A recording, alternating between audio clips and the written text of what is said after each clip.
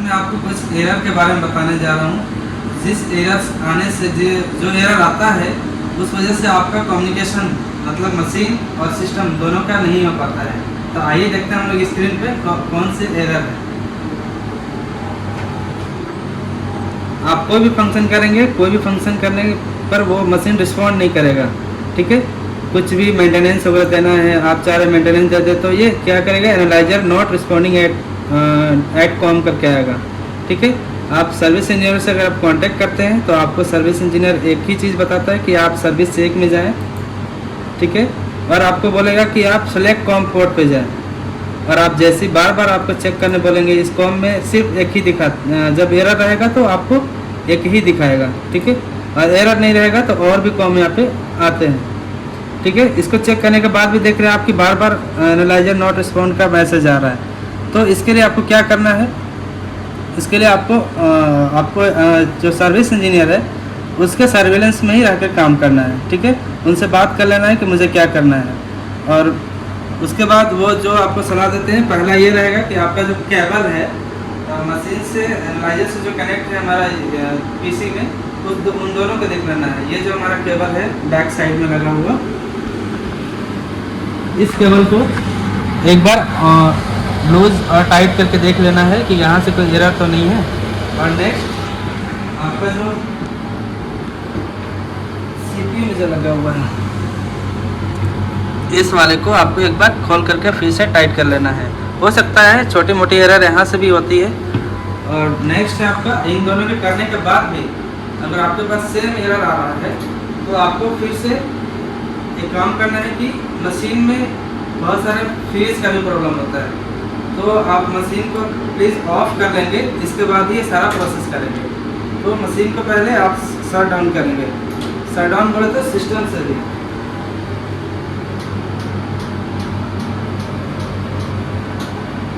और जितनी भी आप जो वायर का बात मैंने किया केबल का, आप मशीन को डायरेक्टली आप स्विच ऑफ यहाँ से करके जो मेन पावर है फ्रंट का, सेकेंडरी पावर इसको बोलते हैं, इसको ऑफ कर देंगे, ठीक है।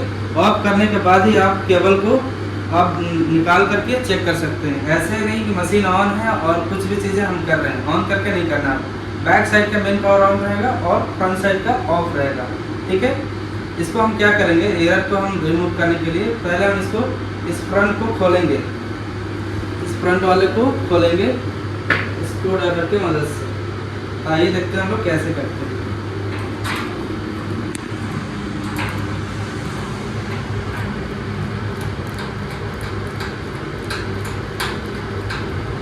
दोनों साइड होता है, दोनों साइड का हम लोग खोल लेंगे। डायरेक्ट छोड़ना नहीं है, सहारा लेना है अपने ऊपर।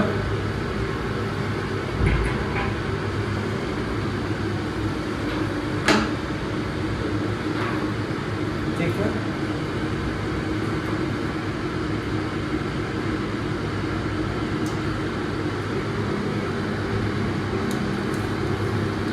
इसको उठा करके इसको नीचे करना है।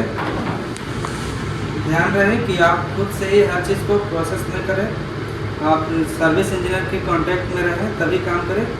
और जबकि मुझे फीस देखना है तो फीस देखने के लिए इस चीज़ को हमको हटाना पड़ेगा, थोड़ा साइड करना होगा। उसको हटाने के लिए आप ही दोनों केबल को हटा सकते हैं, रिमूव कर सकते हैं। ऐसे ध्यान लगाने समय याद रखना है कि आपको रेड वाले रेड में ही लगेगा, रेड ब्लैक में, और ग्रीन ब्लैक में, ठीक है। थोड़ा पुश करेंगे, इसको हटाएंगे, फिर इसको आप साइड कर सकते हैं। पावर बटन को पावर वाले वायर को कुछ भी नहीं करना है, इस वायर के साथ कोई छेड़छाड़ नहीं करनी है।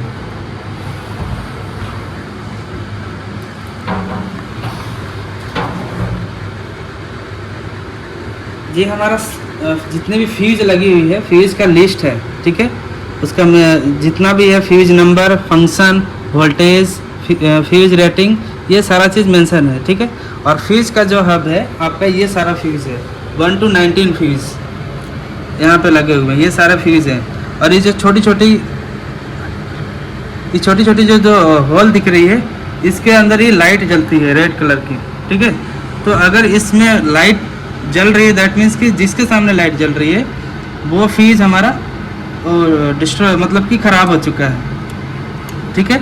तो हम कभी कभी क्या होता है, जैसे अभी हमारे साथ इंसिडेंट हुआ कि इसमें ना कहीं लाइट ही नहीं आया, ठीक है, कभी लाइट कहीं नहीं आया। मैंने सर्विस इंजीनियर से बात किया तो उन्होंने बोला कि आप चेक कर लो, कहीं देखो लाइट आ रही है तो आप उसको देख करके चेक कर लो, ठीक है। तो मेरे साथ ये हुआ कि कहीं लाइट नहीं जल रहा और मैं बार बार वही मैसेज आ रहा है, मैं हर फंक्शन को कर रहा हूँ पर हो नहीं पा रहा था। तो मैंने रैंडमली सारे मशीन को पूरी तरह से शट डाउन कर दिया।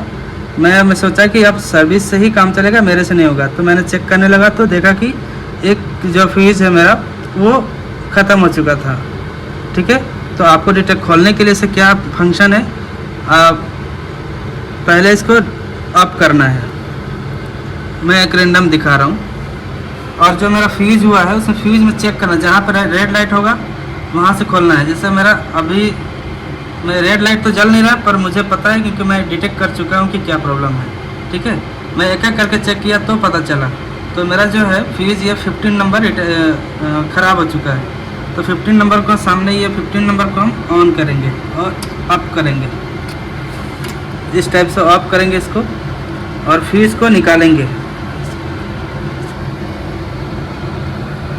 ये फ्यूज़ है, ठीक है। इस फ्यूज़ स्प्रिंग से दबा हुआ है दोनों तरफ से। इसको हम इसको पुश करेंगे और पुश करके निकालेंगे इसको। अब बहुत ध्यानपूर्वक निकालना है, सावधानी से निकालना है, ठीक है। ये देखिए, आप देख पा रहे हैं ये फ्यूज़ ख़त्म हो चुका है, ठीक है। एक चीज़ और देखेंगे, फ्यूज़ पर नंबर होता है, बहुत केयरफुली करना है। कोई भी फ्यूज़ किसी और फ्यूज़ में लगाना नहीं है। इस फ्यूज़ पर इसका वोल्टेज होता है, ठीक है। यहाँ पे मेंशन होता है, टॉप में वोल्टेज होता है उसका, ठीक है। और वहाँ पे लिखा होता है कि जैसा फ्यूज नंबर है F2 F3 ये मेंशन होता है। जैसे मेरा 15 नंबर गया है तो 15 नंबर में F15 लिखा होगा, ठीक है। और उसमें पावर दिया हुआ है कि कितना पावर चाहिए, वोल्टेज 220 जलाना है, ठीक है। तो मैं इसको चेंज कर रहा हूँ और मैं आपको दिखाता हूँ कि मशीन फिर से वो देगा या नहीं, एरर हटता है या नहीं। तो आपको ये फ्यूज आपका पीएम किट में या मशीन के साथ जो आती है उस बॉक्स में एक सेट मिलता है, जो कि हमारे पास है। ये देखिए, ये जेन्युइन स्पेयर फॉर अरबा प्रोडक्ट सेट ऑफ फ्यूजेस, ठीक है, पूरा सेट होती है। मुझे निकालनी है 220 वोल्टेज की।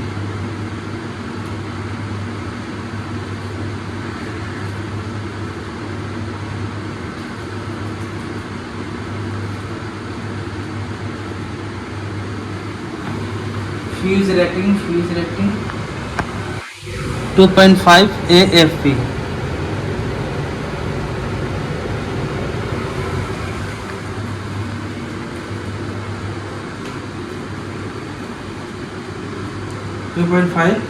AFB का ये जो हमारे पास है, इसी को हमको उसमें लगाना है, ठीक है।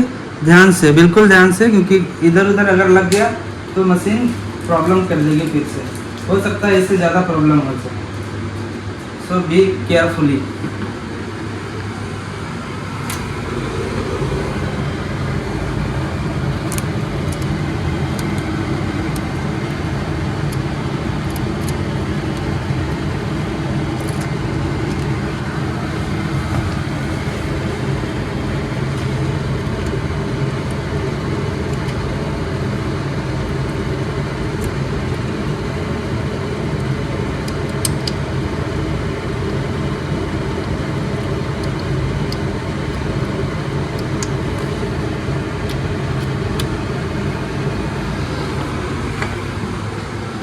ठीक है, फिर मशीन को ऑन करना है फ्रंट से। जरूरी नहीं है इस केबल को लगाने की कोई ज़रूरत नहीं है।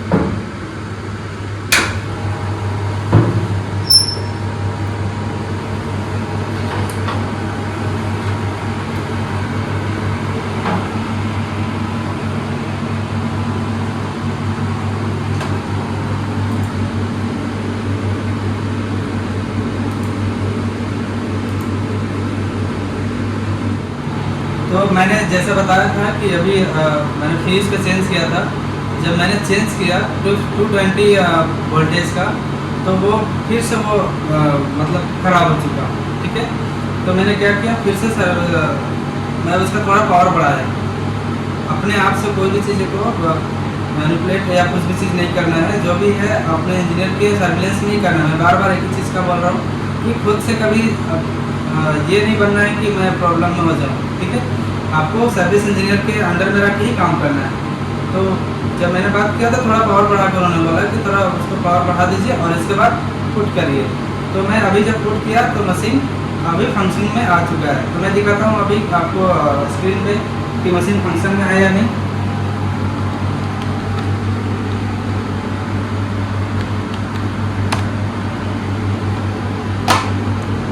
आप जैसे ही फ्यूज लगाते हैं तो ये जितने भी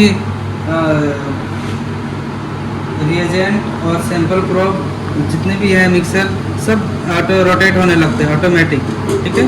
इससे आप समझिए कि वो जो मैसेज दे रहा था वो रिमूव हो चुका है, एरर हट चुका है, पूरे फंक्शनिंग में आ चुका है, ठीक है। और जब तक प्रॉब्लम था तब तक ये कुछ भी चीज़ साइलेंट रहेगा। जब भी ऐसा प्रॉब्लम हो और सॉर्ट आउट ना हो तो प्रॉब्लम ऐसा ही रहेगा, कुछ भी ये नहीं करेगा। आप कितना लगाओ कुछ भी नहीं होगा, बार बार फ्यूज चला जाएगा, ठीक है। तो हर काम को केयरफुली करना है। और आप देखेंगे अभी मैं दिखा रहा हूँ अभी फंक्शन करके, अभी जैसे दिखा रहा था मेंटेनेंस ही करके तो वो क्या दे रहा था, तो यहाँ पे मैसेज आता था, लेकिन अब इनिशियलाइज देने लगा। इसका मतलब ये एरर चला गया है। तो आपको भी कभी ऐसा प्रॉब्लम हो तो आप मुझे बताएं, कमेंट बॉक्स में भी आप कमेंट करके पूछ सकते हैं कभी ऐसा एरर से आप फेस कर रहे हो तो। और पहली चीज़ प्राइमरी ये है कि आप सर्विस इंजीनियर के सर्विलेंस में रख के काम करें, ठीक है। Thank you.